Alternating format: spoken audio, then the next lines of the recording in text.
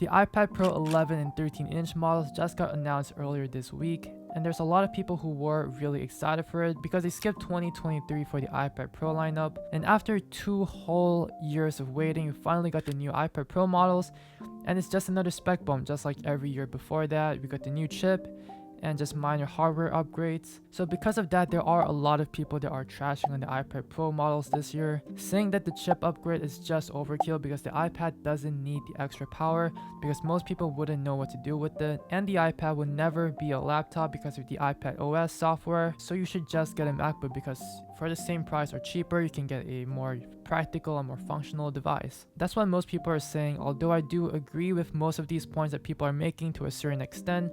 However, I do want to play the devil's advocate for the next 5 minutes and kind of tell you why I think that the iPad Pro models deserve a lot more respect than people are giving it. So through the years of watching tech reviewers talk about the iPad Pro models since 3-4 years ago, these are the points that I notice them bring up pretty often. So let's talk about them one at a time. Number 1, the chip upgrade is just overkill. Yes, I do think that 95% of the people out there won't be able to utilize the power of the M4 chip, but that doesn't mean you have to hate on the iPad because they aren't charging you more money for the iPad Pro models this year. It still starts at $999 just like every year before that. And the more powerful chip doesn't just mean that it can handle more powerful workloads. A faster chip would also be more efficient, meaning it's going to draw less power from the battery, prolonging the lifespan of your device, and you get to use your tablets for longer periods of time without needing to charge it. And that is a very, very good thing because heat is known to kind of damage your electronic products over time.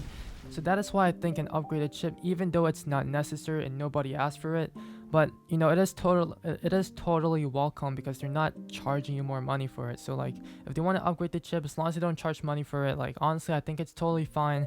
And like who doesn't want a faster, more efficient iPad with the newest like chip, you know? Like I think that's really cool. Also, to kind of sidetrack a little bit, they did mention in order to run the 2 OLED screens stacked on top of each other, the M4 chip is needed to run that, to process all that. So I guess that they really didn't have a choice. So I'm really excited to see the MacBook models this year or the next year because if they're using the M4 chip, there is a chance that they might include OLED screens for the MacBooks, which I think would be super sick. Alright, and number 2, the iPad will never be a laptop, so you should just get a MacBook. Now this I disagree with because I don't think that just because the MacBook is the same price as the iPad that you should just get a MacBook instead. Now I do understand where these people are coming from because for $999 you could get a MacBook Air for the same price or cheaper, which would be able to do everything a computer does because it's a laptop. So if you feel like a MacBook would provide more value for your use cases, maybe because you plan to use it more for work, then there's nothing wrong with picking a MacBook over an iPad. But personally, I do think that the iPad Pro models this year beats the MacBook in every way possible for the same price, you know, in terms of leaning more towards like the entertainment aspect. So let's talk about that. Number 1, the iPad Pro models with the stacked OLED displays should look miles better than the LCD ones that the MacBook comes with. So you're gonna have a better like media consumption experience with a much nicer screen. Number 2, the iPad Pro models are technically more advanced and more powerful thanks to the newer chip.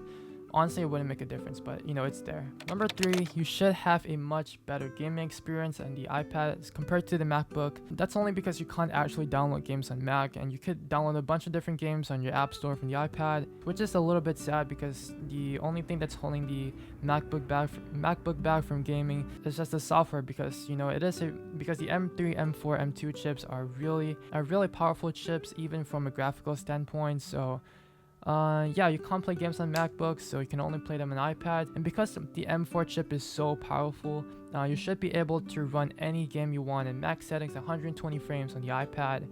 And yeah, I think that is like really cool. So yeah.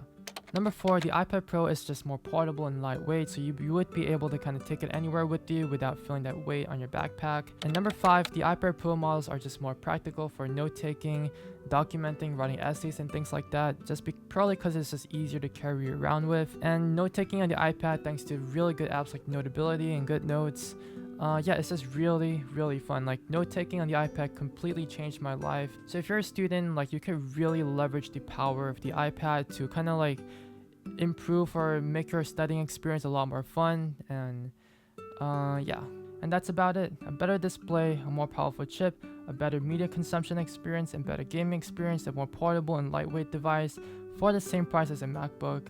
Because of these reasons, I don't think that people should just get the MacBook over the iPad just because it's the same price. Although in today's world, if you don't have a computer and you are deciding between a MacBook and a laptop, then you should probably just get a laptop. That's all I have for you for today. Thank you guys so much for watching, and let me know in the comments down below if you agree with me or disagree with me, or if you think I'm talking like complete trash.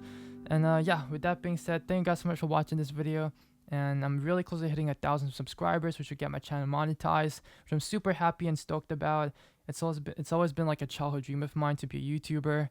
And yeah, I'm one step closer, joining the creator economy. So yeah, that's all I have for you for today. Thank you guys so much for watching. Hope you have a good day or night. Take care and peace.